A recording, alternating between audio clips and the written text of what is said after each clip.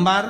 कि सोमवार प्रदोष काल में, मतलब शाम का जो सूर्य डूबने का जो समय होता है, बस उसी प्रदोष काल के अंतर्गत यदि तुम्हारा काम ना चल रहा हो,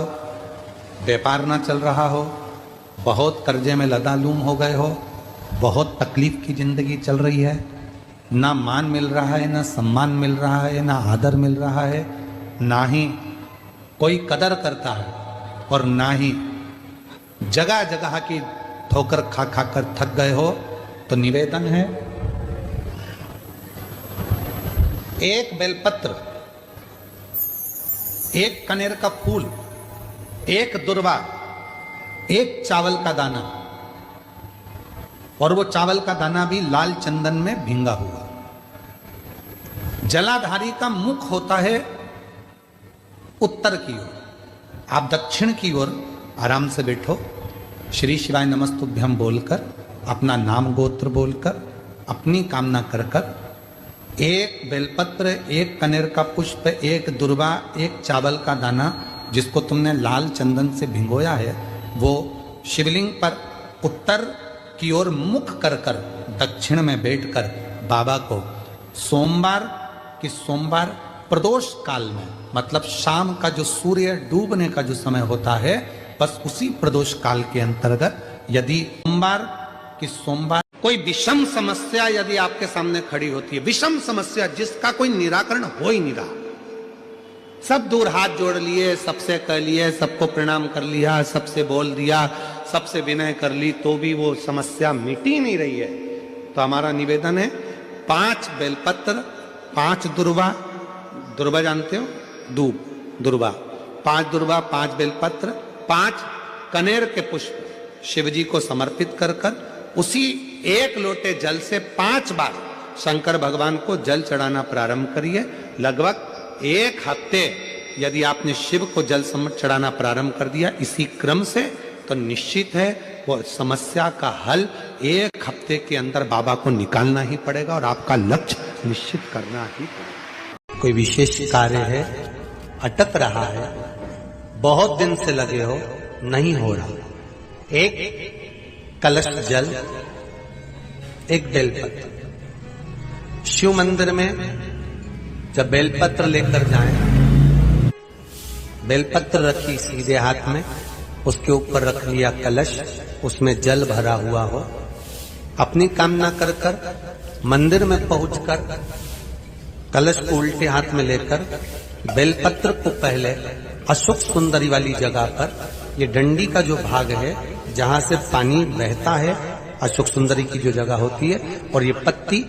उस जगह पर उसको रख दें, अशोक सुंदरी वाली जगह पर, और शंकर भगवान को सीधे हाथ में जल लेकर अशोक सुंदरी वाली जगह पर जल समर्पित कर कर शंकर भगवान के चारों ओर जल छोड़कर फिर शिव जी के शिवलिंग पर जल। एक है प्रत्यग्री माता और दूसरी है दंतेश्वरी माता, जिसका काली पुराण में विशेष वर्णन लिखा। प्रत्यग्री माता का वर्णन यहाँ तक अथर्व वेद में भी प्रत्यग्री माता का वर्णन और दंतेश्वरी माता का स्मरण अथर्व वेद में भी वर्णित किया गया। प्रत्यग्री माता काली पुराण में तो है, देवी भागवत में भी है। ये जो 2 देवियां हैं, एक प्रत्यग्री माता और दूसरी दंतेश्वरी। अगर भगवान शंकर का ये शिवलिंग है, ये जलाधारी है, माता पार्वती जी का हस्तकमल, और यहाँ सामने एक मोटी सी लाइन होती है अशोक सुंदरी का स्थान, इधर गणेश जी, इधर कार्तिकेय जी। जब हम दक्षिण में खड़े होकर, उत्तर में मुख कर कर, यहाँ खड़े होकर जब हम शिवलिंग पर जल चढ़ाते हैं और अपने जल के पात्र को थोड़ा सा आगे बढ़ाकर हम इस स्थान पर, अशोक सुंदरी के स्थान पर यहाँ खड़े होकर जल चढ़ाते समय इस स्थान पर अपने पानी के लोटे को आगे बढ़ाते हैं और जल को यहाँ गिराते हैं। प्रत्यग्री माता का नाम लेकर या मां दंतेश्वरी का नाम लेकर जब हम चढ़ाते हैं, आज दिन भर में अगर कोई ने भी हमारे ऊपर विद्या करी होती है, वो 2 मिनट के अंदर वो कटकर गिर जाती है और कोई असर नहीं। 2 एक मां दंतेश्वरी, एक है प्रत्यग्री माता और दूसरी है दंतेश्वरी माता, जिसका काली पुराण में विशेष वर्णन लिखा। प्रत्यग्री माता का वर्णन यहाँ तक जो दिल से, हृदय से बेलपत्री के वृक्ष के नीचे पार्थिव लिंग का निर्माण कर कर मट्टी का शिवलिंग बनाकर प्रदोष काल में मतलब शाम के समय पर शिवलिंग बनाकर उस पे जल चढ़ाकर जो ये 5 समी का पत्र, एक दुर्वा और एक चावल का दाना